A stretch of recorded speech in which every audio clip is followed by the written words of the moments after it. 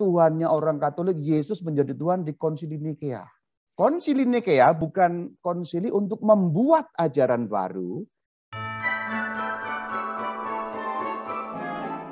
Kita mau bahas satu tema yang menarik, tetapi tidak terlalu ringan juga. Apakah Yesus jadi Tuhan saat Konsili Nikea atau sebenarnya bagaimana? Tapi saya mau disclaimer dulu. Kalau Anda yang sudah sangat tahu mengenai ilmu teologi, kajian ini akan sangat terasa ringan. Tetapi kalau Anda umat pada umumnya mungkin sedikit berat, karena kita akan berhadapan dengan ilmu teologi, kristologi, dan ilmu teologi Trinitas. Juga kita akan berhadapan dengan sejarah gereja yang panjang waktunya. Maka saya berusaha mengambil titik tengah, tidak terlalu canggih, tapi juga tidak terlalu mudah. Saya usahakan untuk membahasakannya menggunakan bahasa Jepang, seperti metode saya selalu, Jepang artinya jelas dan gampang. Mari kita nikmati Yesus jadi Tuhan saat Konsili Nikea atau bagaimana? Kita akan awali dengan memperkenalkan Konsili Nikea. Sebagai info, Konsili Nikea digelar tahun 325 Anno Domini, AD, tahun Tuhan atau tahun Masehi. Maka saya mulai sedikit saja, mulai dari zaman Tuhan Yesus. Nah, kalau nanti Anda mau tahu lebih lanjut, Anda boleh klik YouTube saya, channel saya, Katkit, Katekese Sedikit, yang berjudul Murid-Murid Yesus Jadi Rasul-Rasul. Awalnya mereka adalah murid. Murid belajar kepada sang guru, diajar oleh sang guru. Tapi kemudian para murid itu ditugaskan, diutus. Rasul artinya utusan. Kalau kita mau tahu bagaimana utusan itu diberikan, kita harus membuka Injil Matius 28 ayat 18, 19, 20.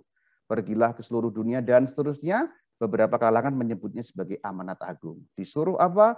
Disuruh untuk mewartakan yang sudah diwartakan oleh Sang Kristus, apa yang sudah diajarkan oleh Sang Kristus itulah yang harus diajarkan ke seluruh dunia. Singkatnya begitu. Nah, kemudian para rasul mulai dari Yerusalem karena kota lahirnya gereja yang satu, kudus, katolik, dan apostolik, nama pendeknya gereja Katolik adalah kota Yerusalem.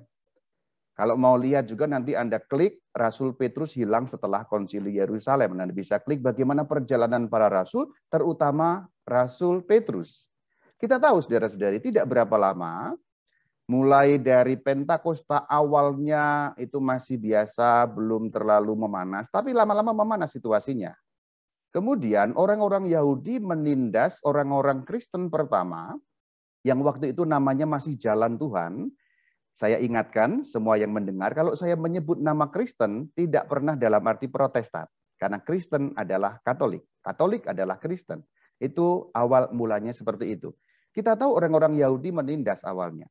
Dan kurban pertama adalah seorang diakon yang bernama Stefanos. Kalau dieja menurut ejaan Yunani atau Stefanus di dalam ejaan Latin. Dia dirajam. Dan mulailah penganiayaan, penindasan oleh orang-orang Yahudi. Orang-orang beragama Yahudi kepada orang-orang yang beragama baru ini, yang namanya Jalan Tuhan, kemudian nanti juga namanya Eklesia atau gereja, kemudian nanti namanya Kristianoi, Kristianos atau Kristen, kemudian nanti akhirnya bernama Katolik juga.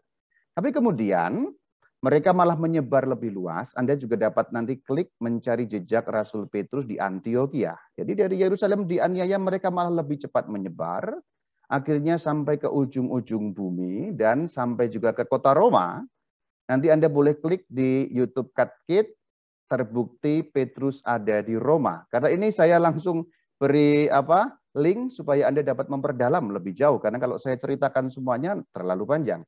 Pendek kata, kemudian akhirnya mereka masuk ke wilayah Romawi. Kita tahu pada zaman Tuhan Yesus dan zaman para rasul, yang artinya kira-kira 2000 tahun yang lalu. Jadi ingat ini sekarang kita kerangka waktunya adalah 2000 tahun yang lalu. Para rasul itu memasuki wilayah-wilayah bangsa Romawi. Bahkan Palestina atau negara Israel waktu itu sudah tidak ada negaranya, sudah dihancurkan dan di bawah penjajahan bangsa Romawi. Jadi orang Israel tanahnya itu pun berada di bawah penjajahan orang Romawi. Sehingga boleh dikatakan kemana-mana mereka pergi, ya akhirnya tetap berada dalam wilayah Romawi meskipun sudah sampai ke tempat-tempat yang jauh. Roma itu jauh sekali. mulai dari Yerusalem, ada yang kemudian ke Antioquia, ada yang ke Alexandria, kemudian ada yang sampai ke Roma. Awalnya orang-orang Roma itu menindas, dan itu berlangsung 300-an tahun kurang lebihnya. Ambil angka dasarnya 33 Masehi sampai 313 Masehi. Jadi sebenarnya selama ratusan tahun, 300-an tahun atau 200-an sekian tahun, orang-orang Kristen awal, orang-orang Kristen zaman kuno itu dianiaya oleh orang-orang Romawi yang pada masa itu menyembah agama pagan. Mereka menyembah Jupiter, mereka menyembah Mars, menyembah dewa-dewi yang kita kenal sebagai dewa-dewi Greko-Roman, Yunani, Romawi. Jadi pada awalnya mereka menindas orang-orang Kristen. Tapi akhirnya keadaan berbalik setelah ratusan tahun. Pada tahun 313 ini angka keramat. Nanti Anda bisa membuka, saya juga sudah buat ulasannya di YouTube Katkit, itu 313 angka keramat Kristen. Kenapa ada 313? Kalau di sana itu ada angka yang seperti ini juga mirip ya, tapi ini beda ya. 313 itu satu angka keramat bagi agama Kristen karena pada tahun 313 di kota Milano itu dikeluarkan suatu edikta atau maklumat yang berisi kebebasan beragama atau toleransi beragama. Karena sebelumnya orang Kristen dianiaya sekian ratus tahun di wilayah Romawi.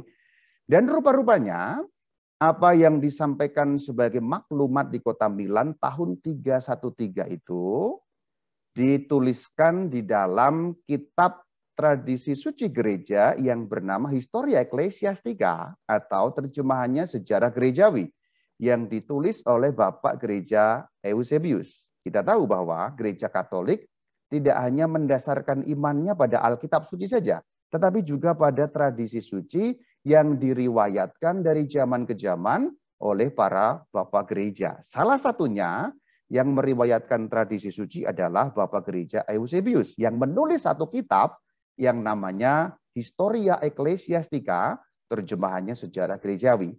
Kita bisa membuka pada kitab yang ke-10, pada bab yang ke-5, ayat yang ke-4, mengenai angka 313 tadi. Kita baca. Kami yang dimaksud dalam konteks itu adalah dua orang, yaitu Konstantinus Augustus dan Licinius Augustus, yaitu emperor dan co-emperor, kaisar dan kaisar rekan. Kami memutuskan menganugerahkan kepada orang-orang Kristen dan orang-orang lainnya kebebasan untuk menganut agama yang mereka pilih.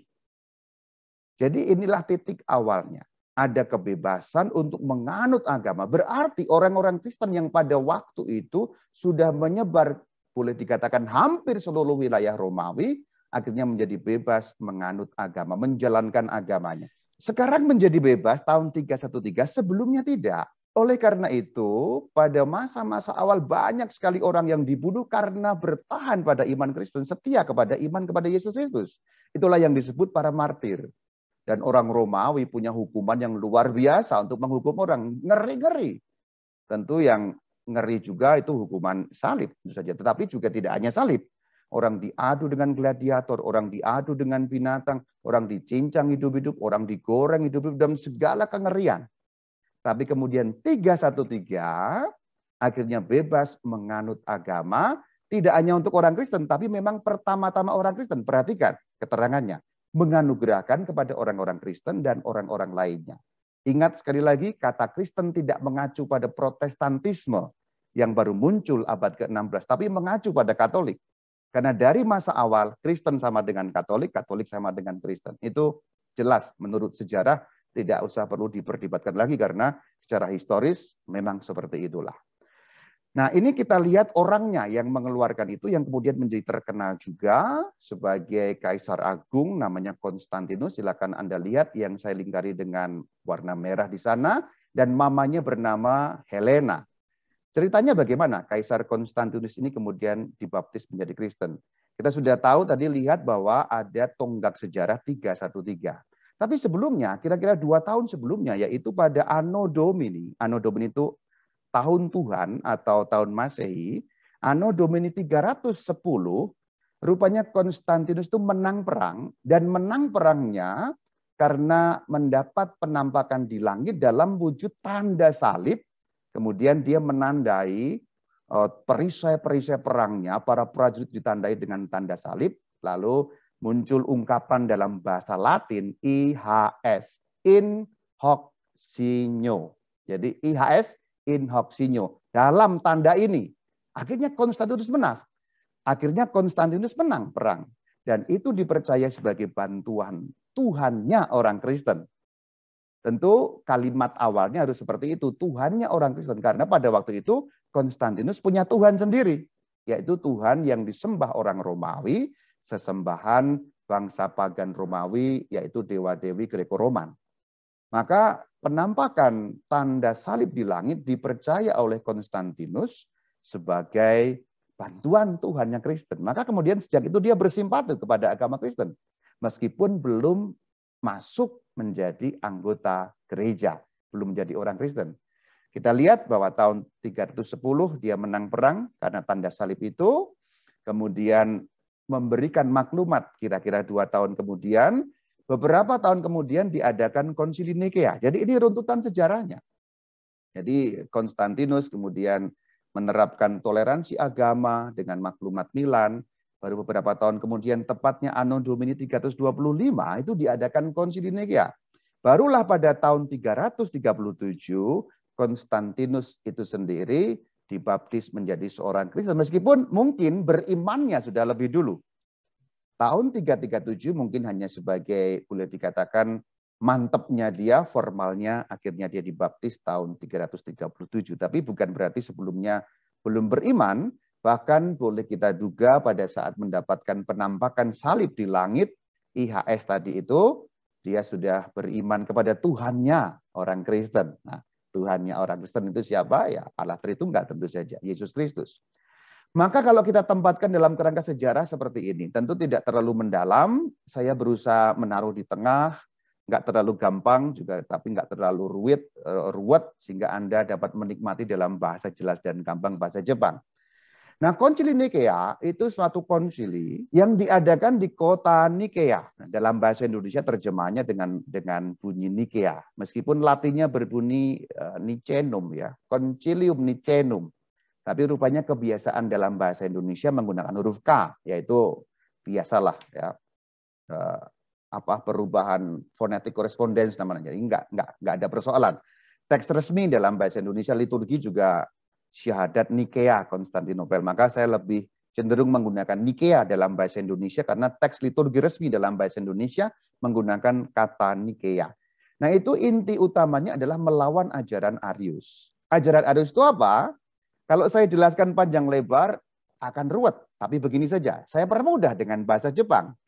Saya akan lihat dulu bagaimana keputusan ketetapan konsili itu yang melawan ajaran Arius yang dinamakan Arianisme. Orangnya bernama Arius. Nanti Anda boleh searching sendiri siapa itu Arius, artinya personalianya saya tidak akan jelaskan di sini, akan memakan waktu karena temanya bukan itu sebenarnya, dalam arti bukan tentang Arius. Jadi mengenai profil, biografi dan sebagainya tentang Arius Anda boleh cari sendiri. Arius itu orang, ajarannya Arianisme. Biasa kalau ada akhiran isme itu berarti satu paham, satu ajaran. Maka yang dilawan Arius beserta dengan ajarannya yang namanya Arianisme. Lalu apa ketetapan atau keputusan konsili Nikea? Kita akan lihat saudara-saudari. Nanti kalau kita sudah melihat ketetapan konsili Nikea, kita akan dapat melihat secara ringkas sebenarnya apa Arianisme atau bagaimana Arianisme. Karena keputusan konsili Nikea itu memuat juga anatema. Anatema itu kutukan. Jadi jangan kaget kalau konsili gereja Katolik pernah memuat anatema pada zaman-zaman kuno, kutukan terhadap suatu ajaran yang dinilai menyimpang dari ortodoksi iman yang lurus. Jadi kalau menyimpang dari ortodoksi iman itu namanya heterodoks, menyimpang dari ortodoksi iman. Ya kalau dalam bahasa Indonesia nggak ada istilah-istilah seperti itu, mungkin paling ajaran sesat. Ya sebenarnya ajaran yang berbeda. Kalau harafiahnya begitu. Hetero itu berbeda-beda, jadi ajaran yang berbeda dengan yang diajarkan sejak zaman para rasul. Ya kita sebut sesat juga boleh juga ya. Tapi arti harafiahnya ajaran yang berbeda yang tidak pernah diimani sejak mata rantai pengajaran sejak zaman para rasul. Apa keputusannya? Apa ketetapannya? Kita akan lihat bagaimana ketetapan Konsili Nikea agak panjang dan kita akan bisa membahas satu persatu secara kurang lebih lengkap. Ya.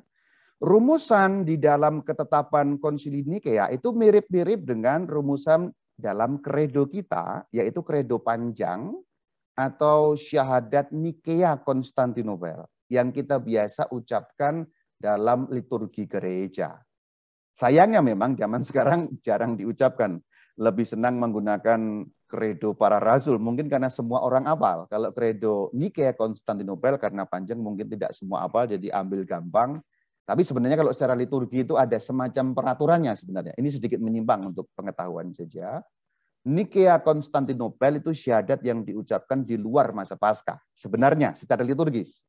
Kemudian pada masa Paskah, karena terkait dengan baptisan itu diucapkan syahadat para rasul atau syahadat singkat karena syahadat itu diambil dari rumus baptisan. Makanya rumusannya kan mirip dengan rumus pertanyaan pada malam Paskah kalau Anda merayakan malam Paskah. Maka sebenarnya dua syahadat itu punya kegunaan masing-masing. Masa Paskah dimulai dari malam Paskah sampai nanti Pentakosta itu digunakan syahadat singkat, syahadat para rasul. Sebenarnya begitu, ya. Mohon maaf saya tidak bermaksud mengkritik siapapun, hanya mendudukan perkaranya. Nah, kemudian di luar masa Paskah sebenarnya digunakan syahadat Nikea Konstantinopel. Ini rumusannya mirip. Karena justru dari keputusan Konsili Nikea itulah kita punya kredo Nikea Konstantinopel. Jadi Nikea pertama, kemudian nanti ada konsili lagi namanya Konstantinopel dilengkapi di situ. Maka jadilah kredo kita yang kredo panjang itu. Ini tidak selengkap kredo itu karena keputusan baru setengah. Nanti Konstantinopel lain lagi ceritanya, itu bukan tema kita tinggalkan. Yuk sekarang kita baca. Kalau di dalam kredo kan aku, kredo artinya aku. Karena itu rumusan kepercayaan iman. Nah, kami itu dirumuskan di dalam konsili karena dirumuskan oleh bapak-bapak konsili secara bersama. Jadi disebutnya kami. Kami berarti para bapak konsili yang bersidang, percaya akan satu Allah Bapa yang Maha Kuasa, pencipta segala sesuatu yang kelihatan dan tak kelihatan. Itu tidak terlalu sulit, nanti di bagian selanjutnya kita akan berdalam. Dan akan satu Tuhan, Yesus Kristus, satu-satunya yang lahir dari Bapa, yakni dari hakikat Bapa, Allah dari Allah, terang dari terang, Allah benar dari Allah benar. Selanjutnya, yang menderita dan bangkit pada hari ketiga. Ya, ini juga masih ada mirip-mirip bagian depan. Dilahirkan bukan dijadikan. Sehakikat dengan Bapa. Segala sesuatu baik di surga maupun di bumi dijadikan olehnya. Yang turun dari surga dan menjadi manusia untuk kita manusia dan untuk keselamatan kita.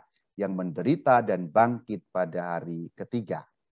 Nah, selanjutnya kita akan lihat yang naik ke surga, yang datang untuk mengadili orang yang hidup dan yang mati. Dan akan Roh Kudus. Maksudnya, dan aku percaya atau dan kami percaya. Saya salah ketik sebenarnya dan kami percaya. Itu dalam tanda kurung karena kalau dalam bahasa Latin itu subjeknya di atas.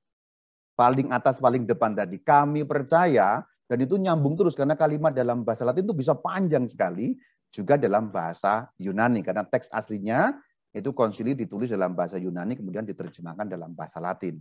Maka saya terjemahkan dalam tanda kurung. Nah, di dalam keputusan Konsili Nikea dan percaya akan Roh Kudus titik. Sebenarnya nanti masih lanjut, tapi itu keputusan Konsili Konstantinopel. Iya Tuhan yang menghidupkan dan seterusnya itu ya.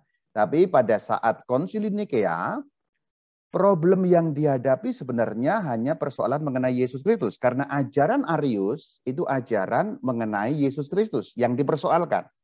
Kemudian dilawan oleh Konsili Nikea. Ini tidak terlalu perlu kita bahas lanjutan. Nah, yang bagian selanjutnya penting.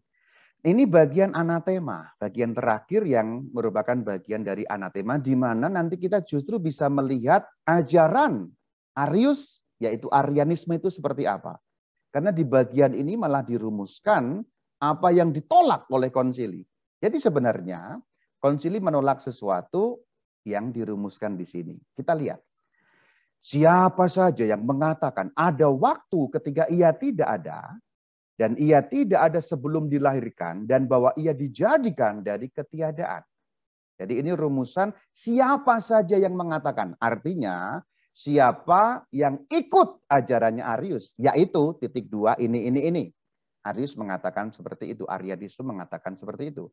Atau siapa saja yang menyatakan bahwa ia berbeda hipostasis atau hakikat dengan Bapa, atau bahwa putra Allah diciptakan atau berubah atau tunduk pada perubahan, anatemasit. Terkutuklah dia. Anatemasit itu artinya terkutuklah dia. Di sini saya pikir Anda sudah mulai sedikit pening-pening, hipostasis, hakikat, ini terlalu abstrak. Tapi saya akan berusaha menyederhanakannya. Nah, ini konsili menolak ajaran Arianisme. Artinya sebenarnya konsili Nikea bukan konsili untuk membuat ajaran, tetapi untuk menegaskan ajaran. Saya ulangi. Konsili Nikea bukan konsili untuk membuat ajaran baru, tetapi untuk menegaskan ajaran yang sudah nyambung sampai zaman para rasul, sampai pada satu titik ada orang yang mengajarkan lain. Nah itu sebenarnya yang terjadi di konsili Nikea itu. Maka kalau ada tuduhan-tuduhan orang di luar sana, dulu pernah ada itu yang namanya Irene Handono yang dia mengaku mantan suster, itu mengatakan Tuhannya orang Katolik, Yesus menjadi Tuhan di konsili Nikea. Seperti itu. Jawabannya bagaimana? Jawabannya simple. Konsili Nikea adalah konsili yang menegaskan ajaran Kristen yang sudah dari semula, dari zaman para rasul, mau dipertahankan sama. Kenapa perlu konsili? Karena ada yang mengajarkan lain. Siapa? Arius dengan ajaran Arianisme. Jadi ketika ada ajaran yang lain yang berbeda dengan ajaran yang nyambung sampai zaman para rasul itu, maka gereja menetapkan, memutuskan suatu keputusan konsili yang isinya mempertegas, menegaskan, mengulangi ajaran yang sudah nyambung sampai zaman para rasul. Nanti akan lebih jelas lagi. Tapi intinya ditangkap dulu. Konsili Nikea bukan membuat suatu ajaran, tapi konsili Nikea menolak ajaran yang berbeda, yaitu Arianisme. Berbeda dari apa? Berbeda dari ajaran Kristen yang selama ini sudah diajarkan menurut tradisio, menurut paradosis sejak zaman para rasul, nyambung sampai tahun 300-an itu, pada waktu itu. Ya. Jadi itu inti dari konsili Nikea. Maka kalau ada yang mengatakan Yesus dijadikan Tuhan pada konsili Nikea, sebenarnya mohon maaf, itu buta sejarah, tidak ngerti apa-apa mengenai kekristenan, tapi bersuara lantang mengenai kekristenan, kita yang tahu akan ketawa. Haleluya saudara. Sebenarnya begitu. Asbun sebenarnya. Kita hanya cukup sedikit tahu sejarahnya saja. Suara-suara itu asbun, asal bunyi, asal jeplak, asal mangap. Tidak tahu apa-apa tentang kekristenan. Tapi sok-sokan menguasai, tahu segala sesuatu. Itu yang terjadi sebenarnya. Saya ulangi, konsili Nikea hanya menegaskan ajaran yang sudah diajarkan dalam tradisio, dalam paradosis, ajaran yang nyambung sampai zaman para rasul. Saat itu harus ditegaskan karena apa? Karena ada ajaran yang lain yang berbeda oleh Arius yang kemudian melahirkan Arianisme, maka perlu dijawab, ditegaskan. Ini loh iman Kristen itu. Itu konteksnya. Nah, maka Arianisme secara simpel, saya menggunakan bahasa Jepang saja, kita bisa simpulkan dari ketetapan konsili. Maka Arianisme kita bisa lihat dari rumusan anatema tadi. Secara simpel begini. Ini tentu penjelasan yang simplistis, tapi untuk membantu Anda saja. Arius dalam Arianismenya itu mengatakan ada waktu ketika putra tidak ada. Maksudnya apa? Ini bicara mengenai Yesus Kristus, sang putra. Yesus Kristus kan putra ya. Kalau kita berdoa, in nomine Patris et Filii. Nah, Filii atau Filius itu putra. Maka Arius mengatakan ada waktu ketika putra tidak ada. Berarti sang putra bermula. Artinya apa? Tidak kekal, tidak abadi. Berarti tidak sehakikat dengan Bapa, dengan Allah. Itu yang dikatakan Arius. Juga dikatakan ia tidak ada sebelum dilahirkan. Berarti adanya Sang Putra itu ketika dilahirkan dan dia dijadikan, bahasa gampangnya begini, Sang Putra Allah, Yesus Kristus, ciptaan Allah, itu maksudnya. Sang Putra Allah, ciptaan Allah. Itu menurut Arius secara simpel. Karena ciptaan, sekali lagi saya ulangi, tentu ini simplistis. Arius dan Arianisme tentu lebih rumit daripada yang saya jelaskan. Tapi karena saya bicara di depan khalayak yang berbeda-beda, saya berusaha di tengah. Saya ulangi lagi disclaimer-nya ya. Karena Sang Putra adalah ciptaan, maka tentu saja berbeda hipostasis, substansi, hakikat dengan Sang Bapa. Karena dalam bahasa simpel, Bapa pencipta, Putra ciptaannya. Meskipun nanti kemudian lebih tinggi dari ciptaan yang lain.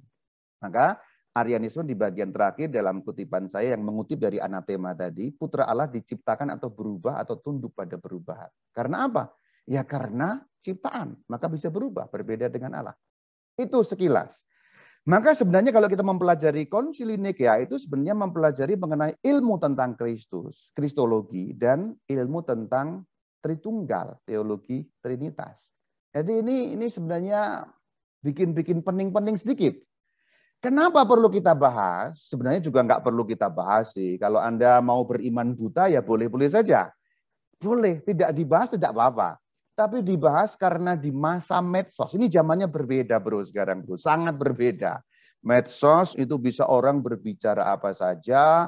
Medsos orang bisa mengeluarkan pendapat, tuduhan, apapun di medsos. Dan orang Katolik bisa terombang-ambingkan. Itulah kenapa saya giat menjelaskan ini dan itu karena zamannya berbeda dengan 10 tahun lalu, 20 tahun lalu ketika orang tidak bisa akses medsos, belum ada medsos, orang tidak terlalu diombang-ambingkan oleh berbagai macam tuduhan, ajaran dan sebagainya. Tapi ketika kita tiba pada zaman medsos, ini semua perlu dijawab karena sering juga menggelisahkan umat Katolik. Itu sebenarnya tujuannya. Tapi kalau Anda mendengar tuduhan macam-macam tidak gundah, sebenarnya Anda nggak perlu belajar ini karena Anda cukup beriman buta. Saya iri kalau ada yang seperti itu karena saya tidak bisa. Saya beriman tidak buta karena menuntut penjelasan. Kalau Anda mulai, ini nggak penting, boleh. Anda menganggap tidak penting, tidak apa-apa. Tidak semua orang menganggap sesuatu yang penting secara sama persis. Untuk saya penting, untuk Anda belum tentu penting. Gitu. Tapi kalau Anda menganggap ini penting, ayo kita lanjutkan. Belajar mengenai Kristologi. Jadi sebenarnya kita akan menjawab ini tadi. Sebenarnya tadi itu latar belakangnya dulu. Sehingga Anda tahu rute panjang sejarah yang tidak simpel kan. Dibikin Tuhan pada zaman Nikea. Oh enggak, ini sudah ada sejarah panjang. Termasuk tadi soal 313 tadi nyambung semuanya dalam penjelasan saya. Maka sebenarnya yang akan kita jawab dua. Yang pertama ini. Apakah Yesus Kristus tidak diakui sebagai Tuhan sebelum Nikea? Kalau ada klaim yang mengatakan Yesus dijadikan Tuhan di Konsili Nikea. Berarti sebelum Nikea, ingat tahunnya berapa? 325. Berarti harusnya logisnya kalau Yesus disahkan atau diangkat menjadi Tuhan pada Konsili Nikea, logisnya sebelum tahun 325 harusnya Yesus belum atau tidak diakui sebagai Tuhan. Pertanyaan yang lebih penting nomor 2. Pertanyaan pertama ini kan terkait dengan historisitas, kesejarahan. Nah ini ada pertanyaan yang lebih tinggi lagi. Apakah Yesus Kristus pernah bukan Tuhan? Karena kan katanya dijadikan Tuhan berarti dulu bukan Tuhan, lalu jadi Tuhan. Apakah ada satu waktu ketika Yesus Kristus bukan Tuhan? Rumit kalimat saya, bayangkan. Begini saja. Pak Presiden Jokowi, kan kalau Pak Presiden Jokowi kan ada masa pemilu, dilantik 5 tahun, dipilih lagi. Berarti sebelum pemilu, Pak Jokowi, Pak D kita itu bukan presiden. Berarti ada masa pernah Pak Jokowi bukan presiden. Pertanyaannya kita kenakan kepada Yesus, tadi kita perbandingkan supaya Anda gampang memikirkannya. Apakah Yesus Kristus pernah bukan Tuhan, lalu menjadi Tuhan? Berarti dulu bukan Tuhan, belum Tuhan, tidak Tuhan, lalu menjadi Tuhan. Apakah demikian? Ini pertanyaan yang lebih canggih yang perlu dijawab sebenarnya. Kalau tadi hanya soal Konsili Nikea tadi, ya itu turunannya sebenarnya. Saya belum akan menjawab dengan teologi. Saya baru akan menjawab pertama-tama dengan sejarah saja dulu. Nah ini silakan Anda lihat gambar ini. Pahami, lihat saja dulu. Yang di bagian tengah gambar yang lebih besar itu sebenarnya diperjelas. Gambar aslinya di sebelah kiri jelas tapi kurang jelas. Artinya kalau ditampilkan di layar kurang jelas. Maka saya perjelas dengan bagian tengah. Tapi ini gambar yang sama sebenarnya. Foto aslinya yang di sebelah kiri itu tembok sebenarnya. Gambar di tembok, guratan di tembok, grafiti. Gambar kuda mau disalib itu, terus ada orang. Ya. Pertama unsur kuda ya. Sebenarnya itu maksudnya donkey, keledai ya, keledai. Ya memang mirip bentuk, tapi maksudnya keledai. Lalu yang kedua unsur salib, Anda melihat salib. Unsur apa lagi? Ketutupan cuman ada orang itu. Ya orang, baik 3 unsur itu ya. Jadi ada orang di bawah salib, ada salib yang dipasang di salib itu bukan orang, tetapi sebenarnya orang. Lihat ya, bagian bawahnya kan orang ya, tapi digambarkan berkepala keledai. Betul, bisa lihat ya? Oke, jadi itu gambar dari satu tembok seperti itu. Nah, lalu ada tulisan di bawahnya. Bacaannya yang di situ Alexamenos menyembah Tuhannya. Kalau terjemahan dalam bahasa Indonesia. Jadi ini gambar yang dibuat oleh orang pada zaman kuno. Seperti karikatur gitulah. Karikatur atau ya boleh dikatakan kartun. Ini ada orang di bawah. Nah kemudian di atasnya ini ada salib. Orangnya disalib tapi digambarkan dengan muka keledai. Kita tahu keledai itu kan dungu. Berarti orang ini sedang melakukan penyembahan kepada keledai. Nah, ini sebenarnya apa? Alexamenos menyembah Tuhannya. Itu tulisan yang tercantum di bagian bawah itu. Berarti orang yang menyembah ini Alexamenos. Kita tahu itu enggak terlalu penting siapa, tapi intinya Alexamenos menyembah Tuhannya. Karena salib berarti orang Kristen. Ternyata ini sebuah grafiti atau coretan di tembok kuno yang berisi ejekan atau blasphemy gitu ya. Tembok kuno di Bukit Palatin di Roma yang dideteksi menggunakan ilmu ya karbon dan sebagainya kurang lebih dibuat tahun 200 Masehi. Nah, sekarang kita lihat ya. Ini kita lihat. Ini baru menggunakan unsur sejarah loh. Saya belum pakai teologi loh. Konsili Nikea, Neti, Pak Beni, tahun berapa tadi Konsili Nikea? 325 Roma. 325. Kalau ini tahun 200-an, Konsili Nikea 325, sementara ada tuduhan yang mengatakan Yesus jadi Tuhan tahun 325, tapi ternyata di satu tembok kota Roma di Bukit Palatin, tembok kuno itu tahun 200, ada orang pagan. Orang pagan berarti yang bukan orang Kristen. Orang kafir lah, orang kafir penyembah dewa-dewi Romawi Yunani itu yang mengejek orang Kristen sebagai bodoh. Tuhannya digambarkan orang disalib berkepala keledai, dikasih tulisan Alexamenos menyembah Tuhannya. Itu ejekan untuk Yesus Kristus yang digambarkan dengan kepala keledai. Berarti secara sosiologis tahun 200-an orang Roma ngerti, yang bukan Kristen ya. Masyarakat Roma mengerti bahwa Yesus Kristus Tuhannya orang Kristen. Ini kita baru belajar sejarah ini. Ini belum masuk ke teologi loh ini. Artinya sebelum 325 Yesus Kristus sudah dianggap atau disembah sebagai Tuhan atau belum? Kalau menurut ejekan ini.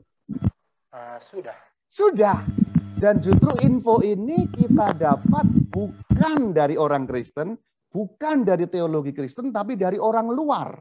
Jadi ini boleh dikatakan bukti eksternal. Seperti historisitas Yesus Kristus, bahwa Yesus adalah tokoh nyata, itu juga ada bukti eksternalnya. Kita nggak usah buka kitab suci, kita nggak usah buka apapun, kita tahu Yesus itu tokoh nyata, bukan tokoh fiktif. Ini juga Yesus Kristus sudah diakui sebagai Tuhan, tidak usah buka buku macam-macam, cukup lihat grafiti ini, masyarakat kota Roma tahu, sampai ada yang mengejek, kalau Alexamenos menyembah Tuhannya yang digambarkan di salib itu. Artinya semua orang sudah tahu bahwa orang Kristen menyembah Yesus sebagai Tuhan. Orang yang mengatakan Yesus jadi Tuhan saat Konsili Nikea, Anda tidak tahu apa-apa tentang kekristenan. Seperti Anda ngomong soal mobil padahal Anda mur dan baut saja tidak tahu, saudara. Itu yang terjadi. Ini saya baru mengungkapkan bukti eksternal. Bukti yang bukan dari Alkitab, bukti yang bukan dari tradisio, dari paradosis, tapi bukti secara sosial, eksternal, faktor luar. Ini jelas. Ada banyak bukti seperti itu. Lalu kalau kita sekarang masuk dalam Alkitab, lebih jelas lagi.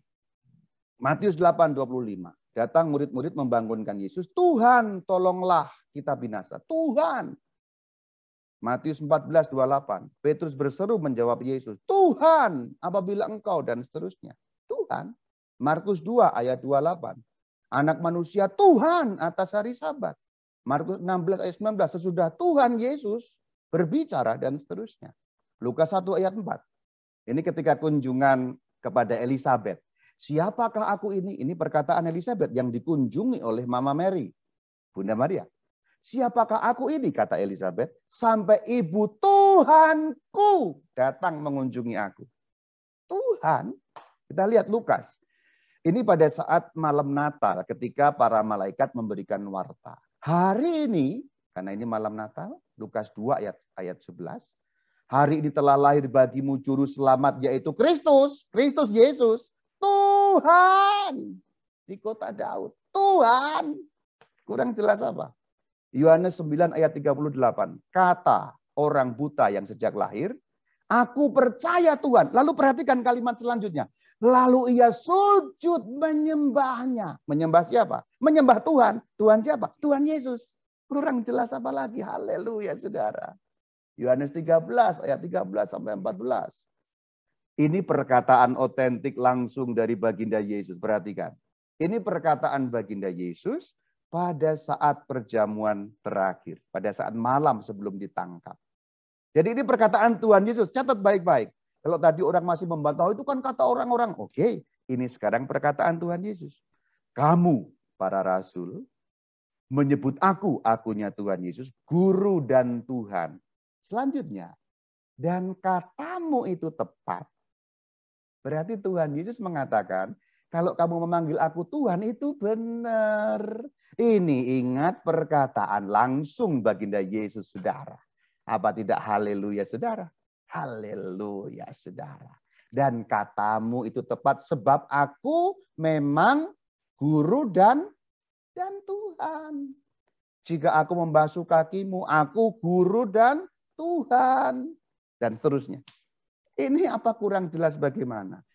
Memang ini kata-kata Tuhan yang saya kutip bunyi aslinya dalam Yunani itu Kyrios atau Kyrie atau Dominus. Ya ini memang belum secara langsung atau secara jelas atau secara definitif menjelaskan keilahian Yesus Kristus.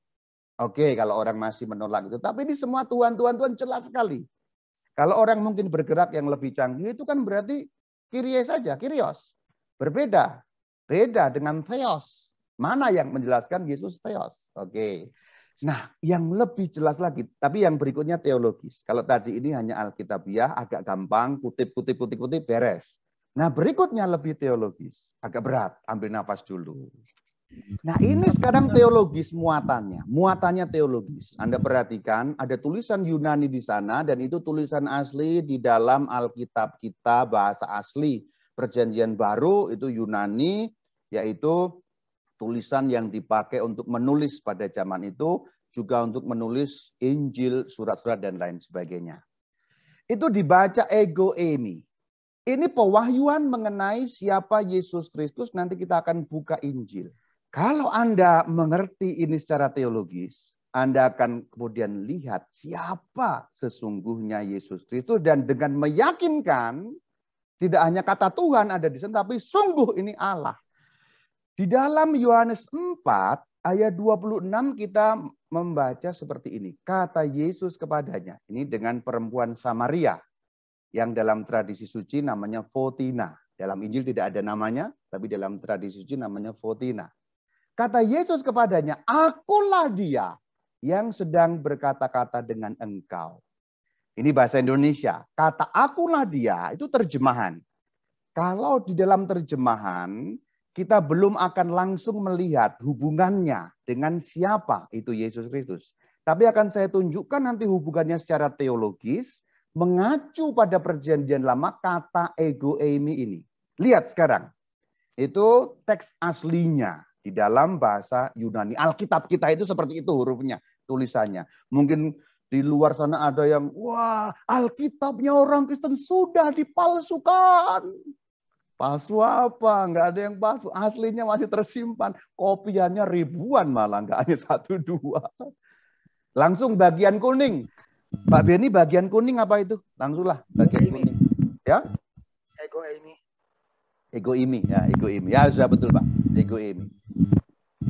Legiafti, oh Yesus, ya, berkata kepadanya, Yesus, nah gitu. Itu dibalik kalau bahasa Yunani kan. Ego imi. Holalon soi. Itu bunyinya enggak terlalu penting, tapi yang penting ego eminya itu.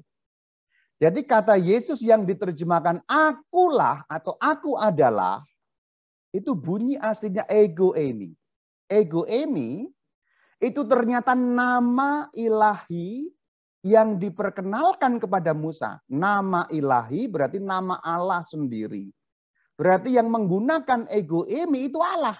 Atribut untuk Allah. Maka bahasa Jepangnya, kalau Yesus Kristus menggunakan ego eimi, berarti ia Allah, ia sosok ilahi seperti dulu yang diperkenalkan kepada Musa kira-kira 1.300 tahun sebelum Tuhan Yesus. Atau kalau dari zaman kita 3.300 tahun yang lalu. Nama ilahi yang diperkenalkan kepada Musa dalam bunyi teks Yunaninya ego eimi. Kita akan dapat di mana? Kita akan dapat di Keluaran 3 ayat 14. Karena teks perjanjian baru itu pakai bahasa Yunani, nanti perjanjian lama yang kita buka juga bahasa Yunani. Supaya tahu intertekstualitasnya. Wah, ini bahasa apa ini? Pokoknya nyambungnya gitu sajalah. Karena Alkitab kalau kita baca itu ada intertekstualitas. Ya, bahasa gampangnya ada persambungan antara ayat-ayat itu. Maka kita nanti akan buka teks Alkitab perjanjian lama bahasa Yunani yang namanya teks Alkitab Septuaginta. Jadi ego eimi itu nama ilahi, nama Allah, nama Theos, nama Elohim, nama yang maha tinggi, nama Tuhan yang diperkenalkan kepada Musa menurut kitab Exodus atau kitab Keluaran pada pasal yang ketiga ayat yang ke-14. Kita lihat dalam bahasa Indonesia dulu. Firman Allah kepada Musa, aku adalah aku, lagi, dan seterusnya. Yang lain tidak terlalu penting karena konteksnya yang bagian warna kuning. Aku adalah aku. Aku adalah, perhatikan kalau dalam terjemahan pun sudah sedikit kelihatan. Akulah, aku adalah. Aku Allah. Akulah, aku adalah. Kemudian kalau kita lihat teks aslinya dalam Yunani, terjemahan Yunani atau asli dalam bahasa Yunani kita bisa lihat. Perhatikan Exodus 3 ayat 14. Bagian yang dicetak kuning juga. Kei penhotheos prosmosin ego emion. Perhatikan. Yang lain-lain nggak usah, yang langsung kuning saja. Ada kata theos di sini. Theos. Theos berarti Allah Elohim yang maha tinggi Tuhan sendiri. Yang mengatakan kepada Musa, ego eimi. Maka sebenarnya ketika Sang Kristus menggunakan kata ego eimi, di dalam perjanjian baru itu acuannya adalah perjanjian lama. Allah yang berfirman kepada Musa, kalau di dalam bunyi Yunani itu berbunyi ego eimi. Allah berfirman kepada Musa, ini kan konteksnya adalah pertanyaan, namamu itu siapa sih sebenarnya? Dalam bahasa gampang, ini simplistis tentu. Saya permudah. Konteksnya kan Musa bertanya, wahai Tuhan, namamu itu siapa? Lalu Tuhan menjawab, kalau diterjemahkan dalam bahasa Yunani, namaku ego eimi, bahasa gampangnya begitu. Berarti Tuhan yang memperkenalkan diri kepada Musa 3.300-an tahun yang lalu di Sinai, yang mengatakan kepada Musa ego eimi, mewahyukan dirinya kembali 2000 tahun yang lalu dalam sosok seorang manusia yang bernama Yesus dari Nazaret yang mengatakan ego eimi. Ini berarti sosok yang sama bukan? Perjanjian lama ego eimi. Berarti ketika Injil mengatakan ego eimi, itu yang dulu mewahyukan dirinya kepada Musa, sekarang mewahyukan dirinya kembali di dalam wujud daging, dalam wujud manusia. Sebab apa? Et verbum caro factum est. Dan firman itu telah menjadi manusia. Kita lihat Yohanes 6 ayat 35. Akulah roti hidup, itu ego eimi juga. Setiap kali akulah yang diterjemahkan itu, aku adalah ego eimi. Yohanes 8 ayat 12, ego eimi. Yang bicara tentang gembala baik. Yohanes 10 ayat 11, ego eimi. Lalu coba perhatikan pada saat penangkapan. Yohanes 18 ayat 6. Ia berkata kepada mereka yang mau menangkap tadi, ego eimi. Lalu ketika sosok ini mengatakan ego eimi, orang yang mau menangkap jumlahnya kira-kira 600 orang terpental ke belakang. Terjemahnya nggak terlalu nampak. Mundurlah mereka seakan-akan mereka mundur sendiri. Tapi tidak. Ada kekuatan yang seperti mendorong mereka ke belakang. Jadi termundurkan. Kira-kira seperti itu sebenarnya. Jadi terpental lalu jatuh ke tanah. Hanya dengan mengatakan ego eimi. Berarti ini pewahyuan siapa sesungguhnya Yesus Kristus. Yaitu Tuhan sendiri yang dulu mewahyukan dirinya kepada Musa. Nanti kalau Anda mau lihat tanda petik kesaktian tokoh ini, Yohanes 18 ayat 6 itu, Anda bisa buka, klik lagi YouTube saya yang berjudul Politik Kematian Yesus. Anda akan lihat bagaimana tokoh itu sakti. Sakti dalam arti sebenarnya Yesus dari Nazaret tidak bisa ditangkap. Yang terjadi adalah beliau mengizinkan dirinya ditangkap. Bagaimana mau ditangkap? Ego eimi, kubrak, gedubrak, terlempar ke belakang dan jatuh ke tanah. Kenapa bisa terlempar? Karena daya kuasa ego eimi itu. Sang sosok yang mewahyukan diri kepada Musa sekian ribu tahun sebelumnya, pada kemudian waktu mewahyukan dirinya di hadapan murid-murid, di hadapan orang banyak. Nah itulah. Dan kalau kita ngomongin tentang Yesus Kristus, tentu hubungannya dengan Tritunggal. Karena sesungguhnya konsili Nikea itu kan nyambung tentang Tritunggal juga. Sebenarnya sudah ada itu tayangannya di dalam YouTube saya, ada 4 seri. Jadi kalau kita ngomong tentang Yesus Kristus, kita ngomong Allah Tritunggal. Karena sosok Yesus Kristus sering menjadi keberatan bagi orang-orang non-Kristen yang menganggap orang Kristen konyol menyembah manusia yang dijadikan Tuhan. Yang tepat apa? Ya dia Tuhan sejak awal mula. Kita lihat Trinitas seperti apa. Kalau kita mengatakan Bapa, Putra, Roh Kudus, in nomine Patris et Filii et Spiritus Sancti, Latinnya begitu, sesungguhnya kita seperti sedang mengatakan Allah dan firman-Nya dan Roh-Nya. Jadi kalau mau dibahasakan bahasa Jepang, jelas dan gampang, dalam nama Bapa dan Putra dan Roh Kudus itu adalah dalam nama Allah dan firman-Nya dan Roh-Nya. Itu sebenarnya. Sekarang kita sudah cukup jelas Bapa, Putra, Roh Kudus itu siapa. Karena kalau tidak dijelaskan begitu bingung. Katanya orang Kristen Allahnya beranak. Nah ini kan kesalahpahaman, ini kan bahasa figuratif, bahasa tanda petik kiasan dipakai secara harafiah. Putra anak berarti Tuhannya beranak, kan enggak begitu.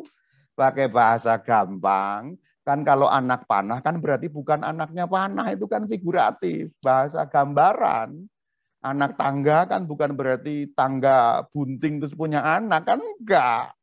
Ibu kota, masa ibu punya kota, kota punya ibu jari, terus ini hamil ada jari yang lain, kan enggak begitu bro. Maka istilah putra ini istilah, itu bahasa gampangnya begitu. Istilah untuk menyebut apa? Putra untuk menyebut firman. Roh Kudus untuk menyebut Roh Allah. Jadi Allah dan firman-Nya dan Roh-Nya menyatu. Coba kalau diambil satu, Allah tanpa firman. Jadi Bapa dan Roh Kudus saja, tanpa putra. Bagaimana coba? Ya tidak bisa bersabda. Karena firman itu putra. Putra firman, berarti sabda Allah, firman Allah. Coba tanpa putra. Dalam nama Bapa dan Roh Kudus, tanpa putra Tuhan tidak berfirman. Tuhannya bisu, tidak bisa ngomong, bahasa gampangnya. Yang lebih parah tidak bisa mencipta. Karena penciptaan Tuhan itu dayanya ada pada firman. Dikatakan jadi maka jadi, kan begitu. Jadilah terang, jadilah ini jadi, ya itu. Jadi Tuhan tanpa firman itu bukan Tuhan. Kalau tanpa roh ya mati tentunya. Itu simpelnya begitu. Jadi Tritunggal itu simpel. Apalagi tanpa firman, tanpa roh. Allah sendirian tapi nggak punya roh, nggak punya firman. Ya nggak hidup dan nggak bisa mencipta. Maka Allah harus bersama firman-Nya, harus bersama rohnya kekal abadi. Tidak mungkin terpisah sedetik pun. Itu baru Allah. Jadi Allah yang Esa pasti Tritunggal. Hanya dinamai atau tidak, disebut atau tidak, dieksplisitkan atau tidak. Itu saja sebenarnya. Allah Tritunggal itu Allah yang Esa. Dan Allah yang Esa pasti Tritunggal. Pasti. Allah punya roh, nggak punya. Nah itu di agama Katolik disebut Roh Kudus. Simpel tak? Allah punya firman, punya. Nah itu di agama Katolik disebut putra atau anak. Jadi itu bukan beranak, bukan punya anak, tapi punya firman, Mas, Mbak, Akang, Teteh, Koko, Cici. Jadi Tritunggal itu gampang logikanya, sangat logis. Karena Allah Esa pasti Tritunggal. Allah yang Esa tidak mungkin tidak Tritunggal. Nah penjelasannya nanti bisa panjang lebar ya. Intinya adalah sebutan Bapa karena Sang Kristus menyebut Bapa. Karena beliau mengajari begitu, ya sudah. Yesus Kristus ngajari kita kalau nyebut Allah Bapa. Allah Bapa. Nah ini sudah sesimpel itu. Ayat-ayatnya ya Matius 5, 48, Markus 11 ayat 25. Lukas 10 ayat 21, Yohanes 20 ayat 21, Bapa. Jadi kalau ya Allah, sesungguhnya kita itu mengatakan ya Bapa. Ya Bapa itu sama dengan ya Allah, ho theos, deus, theos, Allah kalau bahasa Arabnya, Elohim kalau Ibraninya, itu simpel lah. Maka ini gampang sekali. Lihat doa Bapa kami jelas. Bapa kami, sebenarnya Allah kami. Tapi kok harus Bapa sih? Simple. Karena Yesus Kristus ngajari kita begitu. Udah gitu saja jawabannya. Jadi Allah yang Esa disebut Bapa. Lalu firman itu Sang Putra. Ini sedikit rumit tapi bisa dipergampangkan. Yohanes 1 ayat 1. Pada mulanya adalah firman. Ingat tadi Sang Putra itu firman. Firman itu bersama-sama dengan Allah. Firman itu adalah Allah. Perhatikan ayat 2. Ia pada mulanya bersama-sama dengan Allah. Pada mulanya berarti sebelum segala sesuatu ada. Sudah kekal dengan Allah. Jadi firman Allah itu kekal bersama Allah. Tidak mungkin terpisah. Dan juga bukan ciptaan. Ini sekaligus menentang Arianisme tadi. Kalau Arianisme, Allah dulu baru menciptakan Sang Putra. Kan begitu. Tapi iman Kristen yang sejati, yang ortodoks. Ortodoks berarti iman yang benar. Bukan berarti gereja ortodoks ya. Bukan ya.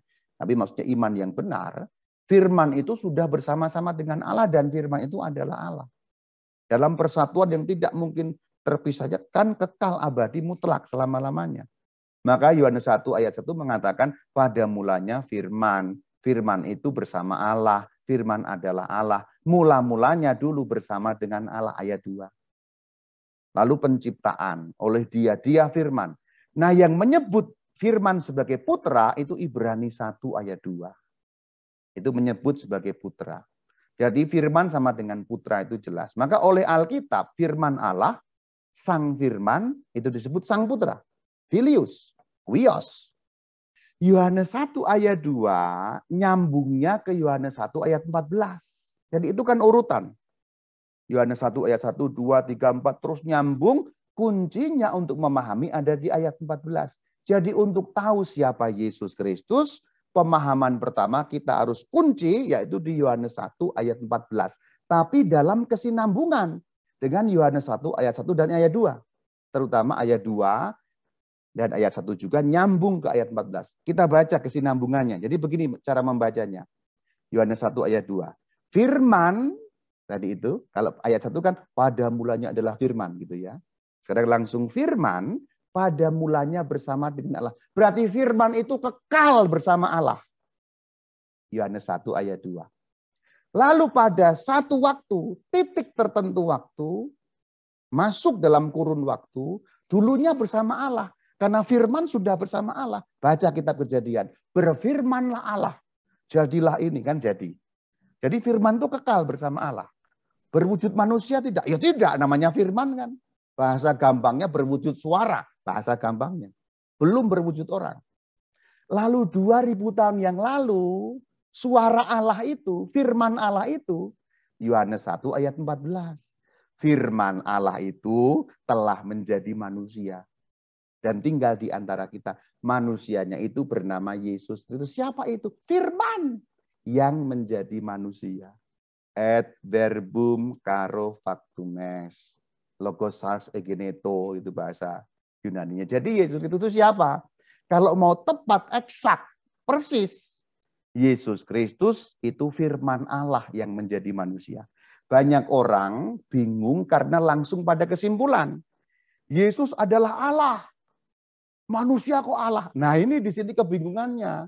Sebenarnya langkah pertama kita harus tahu dulu. Yesus Kristus adalah firman Allah yang menjadi manusia. Yohanes 1 ayat 14. Yang dulunya bersama Allah kekal, 2000 tahun yang lalu turun menjadi manusia. Siapa? Firman itu. Lalu bernama Yesus Kristus. Namanya Yesus, gelarnya Kristus. 2000 tahun lalu di tanah Israel Palestina sana. Jadi Yesus Kristus itu siapa? Firman Allah yang 2000 tahun lalu menjadi manusia. Itu pertama-tama harus paham itu dulu. Barulah nanti kita ingat Yohanes 1 ayat 1. Firman itu adalah Allah. Kalimat terakhir.